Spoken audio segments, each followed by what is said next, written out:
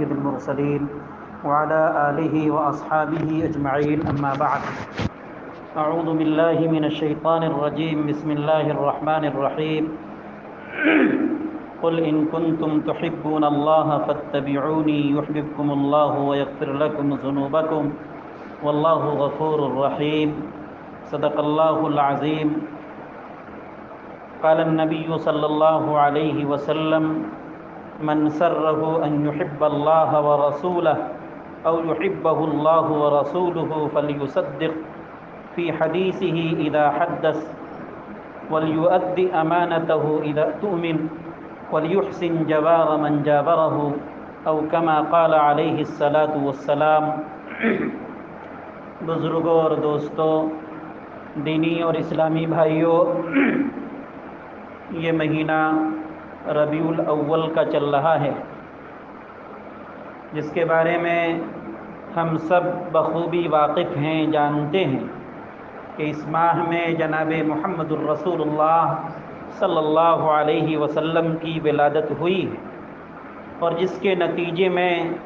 مختلف پروگرام منعقد کیے جاتے ہیں، مختلف جلسے منعقد کیے جاتے ہیں، جس میں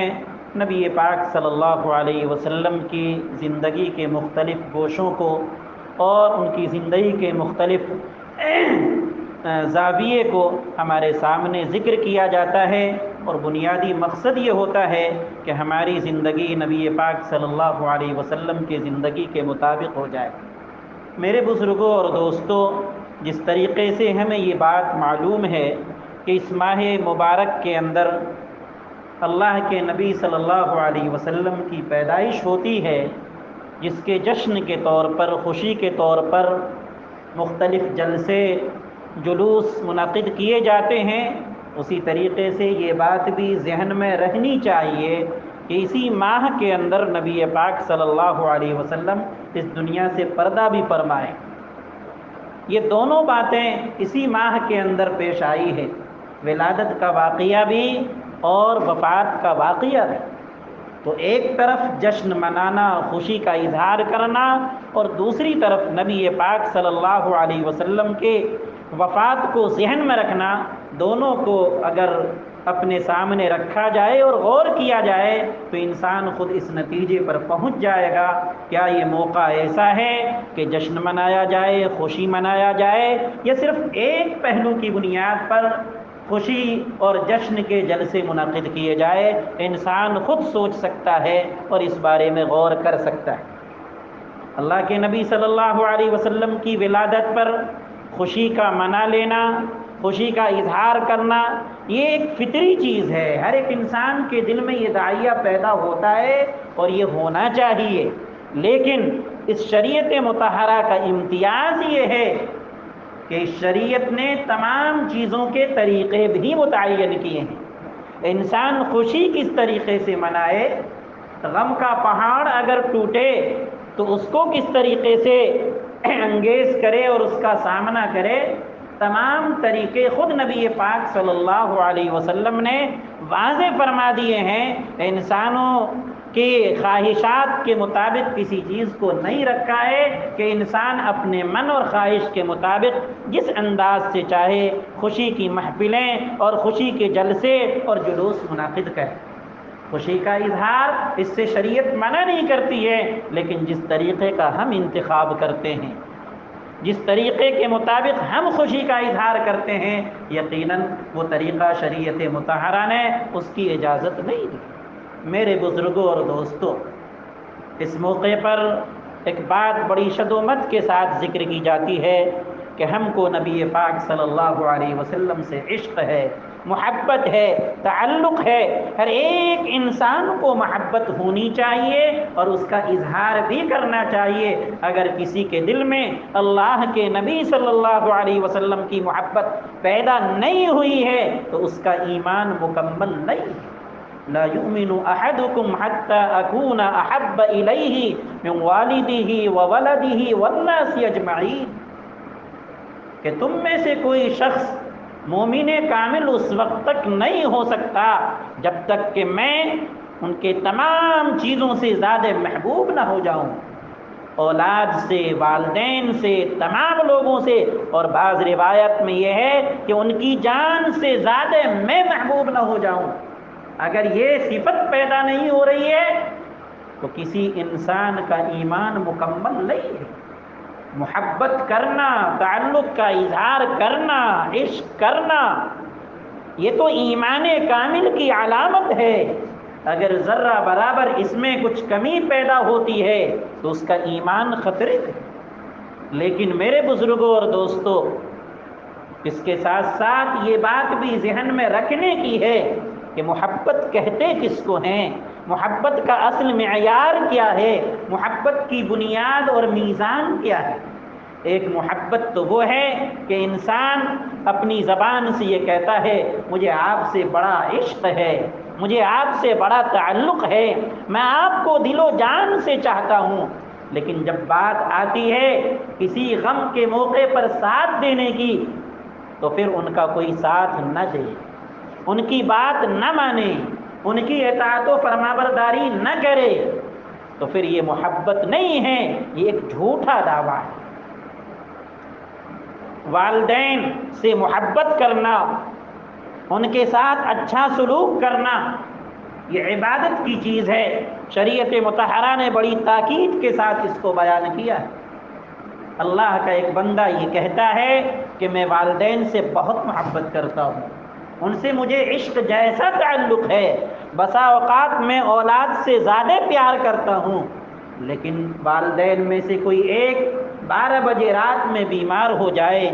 اور پریشانی کے عالم میں کسی اپنے بیٹے سے کہے جاؤ بیٹا مجھے بہت پریشانی ہے، دوا دکان پہ جاؤ اور میرے لیے دوا لے کے آؤ۔ اگر اللہ کا وہ بندہ یہ کہہ دیتا ہے کہ مجھے نیند آ رہی ہے، میرے اوپر نیند کا غلبہ ہے، مجھ سے نہیں ہو سکتا، تو یہ جو محبت کے دعوے تھے، یہ جو محبت کے نعرے تھے، سب جھوٹ ہیں اور اس کو محبت نہیں کہتے۔ محبت تو جب ہی متحقق ہو سکتی ہے کہ انسان اپنی زبان کے ساتھ ساتھ ان کی بات کو بھی مانے، ان کی زندگی کو اپنی زندگی پر منطبق کر کے زندگی گزارنے کی کوشش کرے، صرف زبان سے دعوے پر اکتفا نہ کرے۔ ہمارا یہ کہنا کہ ہم اللہ کے نبی صلی اللہ علیہ وسلم سے محبت کرتے ہیں، ان سے عشق کرتے ہیں، یہ ایک دعویٰ ہے، یہ ایک اظہار ہے، اور وہ دعویٰ کھوکھلا دعویٰ ہوتا ہے جس کے ساتھ کوئی دلیل نہ ہو، جس کے ساتھ کوئی بینہ نہ ہو، جس کے ساتھ کوئی گواہی نہ ہو، کوئی نمونہ نہ ہو۔ اگر اس دعوے کے ساتھ نمونہ ہے، اس دعوے کے ساتھ بینہ اور دلیل ہے، تو اس کا مطلب یہ ہے کہ دعوے میں سچائی ہے، حقیقت ہے۔ لیکن اگر صرف زبان خرچی ہے تو اس کو محبت کہتے ہی نہیں ہیں۔ اور نبی پاک صلی اللہ علیہ وسلم نے اپنے سامنے کے جن حضرات کو تربیت دی، جن کو ہم صحابہ کرام رضوان اللہ علیہم اجمعین کے نام سے یاد کرتے ہیں، ان کے عشق و محبت کے واقعات حدیث کی کتابوں میں بھرے پڑے ہوئے ہیں۔ آپ انہیں پڑھیے اور سر دھنیے اور سوچیے اور غور فکر کیجئے کہ انہوں نے آپ صلی اللہ علیہ وسلم سے کیسا عشق کیا اور محبت کا کیسا اظہار کیا۔ کوئی بھی صحابی رسول گننے کے بعد، شمار کرنے کے بعد کوئی نظیر ایسی نہیں ملے گی کہ کسی نے اپنی زبان سے تو محبت کا دعویٰ کیا ہو لیکن ان کی زندگی عمل سے کھوکھلی ہو اور خالی ہو۔ کوئی نظیر نہیں ملتی، کوئی نظیر نہیں ملتی ہے۔ اور حضرات صحابہ کرام سے جیسا عاشق اور ان سے محبت کرنے والا نہ اب تک کوئی پیدا ہوا ہے اور نہ قیامت تک کوئی اس طرح کی جماعت پیدا ہو سکتی ہے۔ لہذا حضرات صحابہ کرام نے اپنی زندگی کو بطور نمونہ کے آنے والی نسلوں کے لیے پیش کر دیا کہ اگر محبت کرنا ہے تو اس انداز سے کرو، تعلق خاطر کا اظہار کرنا ہے تو اس انداز سے کرو، صرف زبان سے دعوے کرنا یہ محبت کی دلیل نہیں ہے۔ جب تک کہ اللہ کے نبی صلی اللہ علیہ وسلم نے جن باتوں کو کرنے کو کہا ہے اس کے مطابق ہماری زندگی نہ ہو جائے، جن باتوں سے روکا ہے ان کے مطابق ہماری زندگی نہ ہو جائے، اور جن چیزوں کو انہوں نے کر کے دکھلایا ہے، ہماری زندگی میں وہ آ نہ جائے تب تک محبت کامل نہیں۔ انسان خود غور کرے کہ جس قدر ہم اپنی زبان سے دعویٰ کرتے ہیں، اعضاء و جوارے سے ان تمام چیزوں کا ظہور ہو رہا ہے یا نہیں ہو رہا؟ اور خود جناب محمد الرسول اللہ صلی اللہ علیہ وسلم نے محبت کا مطلب حضرات صحابہ کرام کو بتلایا تھا۔ میں نے جیسا کہ عرض کیا کہ حضرات صحابہ کرام تو اپنی جان کی بازی لگانے والے تھے اللہ کے نبی صلی اللہ علیہ وسلم کی ذات کے لیے۔ بسا اوقات اللہ کے نبی صلی اللہ علیہ وسلم وضو فرمایا کرتے تھے تو وضو کا جو پانی گرا کرتا تھا اس پانی کو لینے کے لیے اور اپنے جسم پر بطور تبرک ملنے کے لیے آپس میں دست و گریباں ہو جاتے تھے، لڑ جایا کرتے تھے اور ایسے ٹوٹے پڑتے تھے کہ ایسا لگ رہا کہ دونوں پوری جماعت میں لڑائی ہو جائے گی۔ اس قدر اہتمام تھا، نہ صرف اللہ کے نبی صلی اللہ علیہ وسلم کی زندگی سے اور ان کی ذات سے محبت تھی، بلکہ ان کے اعضاء و جوارے سے ٹچ کر کے مس کر کے جو پانی گر رہا ہے وہ پانی بھی زمین پہ نہ گرے بلکہ ہمارے ہاتھوں میں گرے، اور اس ہاتھ میں جب پانی آ جائے تو میں اسے اپنے چہرے پر مل لوں، اپنے جسم پر مل لوں اور اپنے اعضاء و جوارے پر مل لوں۔ ہے کوئی ایسی جماعت جو اس انداز کی محبت کی مثال پیش کر سکے؟ اس زمانے کے ایک قریش مکہ نے اس بات کی گواہی دی کہ میرا قیصر و کسریٰ کے بادشاہ کے دربار میں بھی جانا ہوا ہے، لیکن میں نے آج تک کسی بادشاہ کے ساتھیوں ان کے وزراء کو نہیں دیکھا کہ اتنی محبت کرتے ہوں جتنی کہ حضرات صحابہ کرام کی اللہ کے نبی صلی اللہ علیہ وسلم کے ساتھ محبت تھی۔ اگر اللہ کے نبی صلی اللہ علیہ وسلم کی زبان مبارک سے تھوک بھی گر جاتا، حضرات صحابہ کرام بالکل ہاتھ پھیلائے رہتے کہ اگر تھوک گر جائے تو اس کو میں اپنے جسم سے مل لوں۔ یہ ہے عشق و محبت کا حال۔ یہ کسی مسلمان کا یہ قول نہیں ہے، بلکہ اس وقت وہ کافر تھے، ان کا یہ اعلان ہے کہ ان لوگوں نے اللہ کے نبی صلی اللہ علیہ وسلم کے ساتھ عشق کا اور محبت کا کیسا اظہار فرمایا۔ بہرحال ایک موقع پر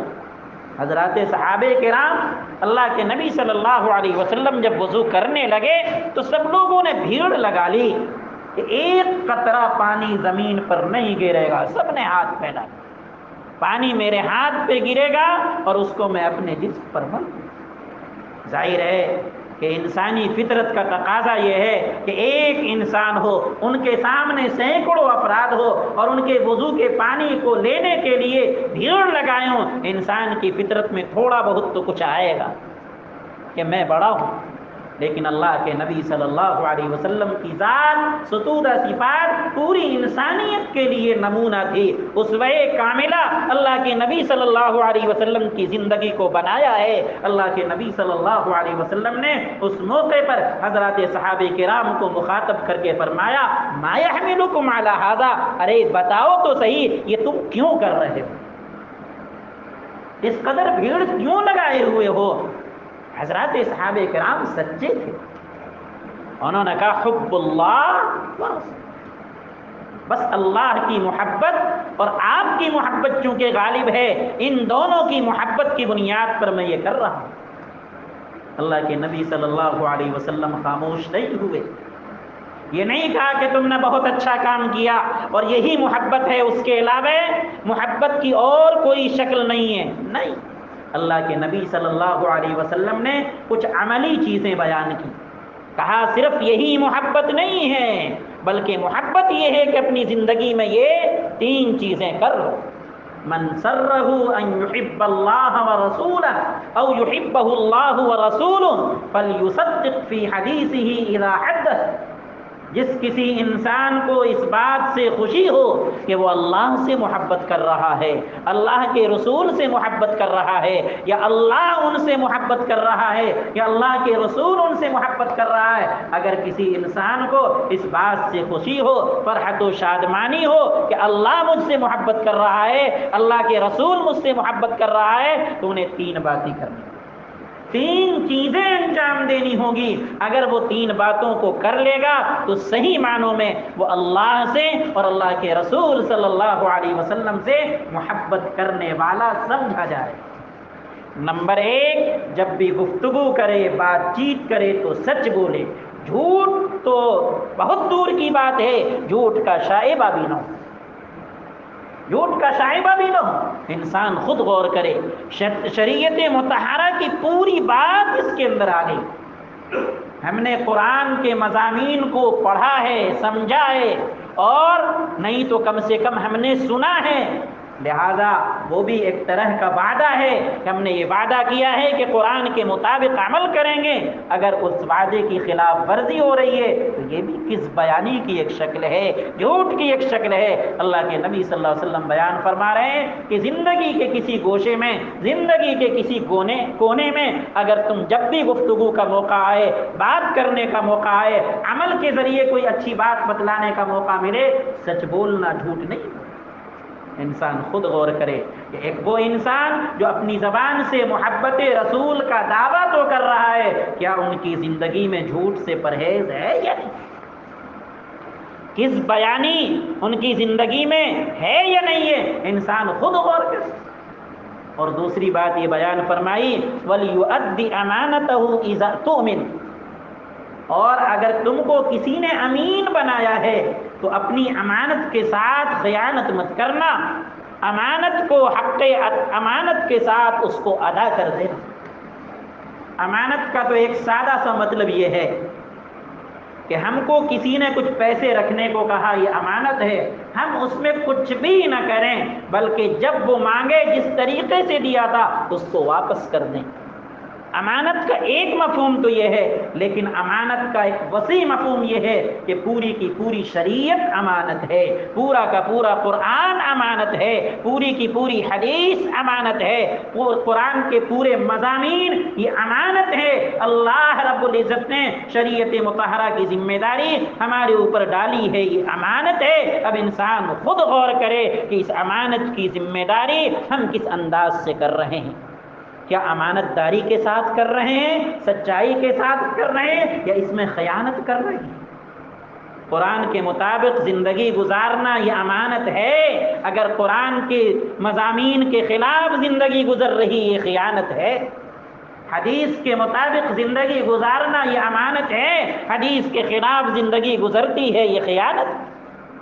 صرف امانت یہ نہیں ہے کہ پیسے رکھنے کو کہا اور ہم نے اس کو صحیح طور پر رکھا پھر واپس کر دیا، نہیں، پوری کی پوری شریعت امانت ہے، پورا کا پورا قرآن امانت ہے۔ اور آخری بات ذکر کی، وَلْيُحْسِنْ جَوَارَ مَنْ جَاوَرَهُ، اور جو آپ کے پڑوس میں ہیں،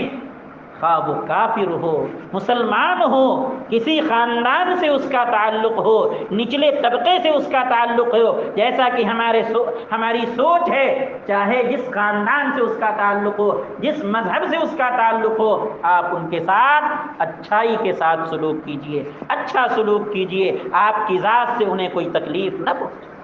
یہ تین باتیں اللہ کے نبی صلی اللہ علیہ وسلم نے ان صحابہ کرام کے سامنے رکھی جو صحابہ کرام آپ کے وضو کے پانی کے لیے ٹوٹے پڑ رہے تھے۔ کہیں ایسا تو نہیں ہے کہ یہ محبت کے صرف دعوے۔ اس سے یہ بات معلوم ہو گئی کہ محبت کا دعویٰ کر لینا اور اپنی زبان سے صرف اظہار کر لینا اور دوسری طرف زندگی بالکل عمل سے کھوکھلی نظر آئے، اس کو محبت نہیں کہتے ہیں۔ محبت یہ ہے کہ انسان جو کچھ کہہ رہا ہے ان کے اعضاء و جوارح سے اس کا ظہور بھی ہو رہا ہے۔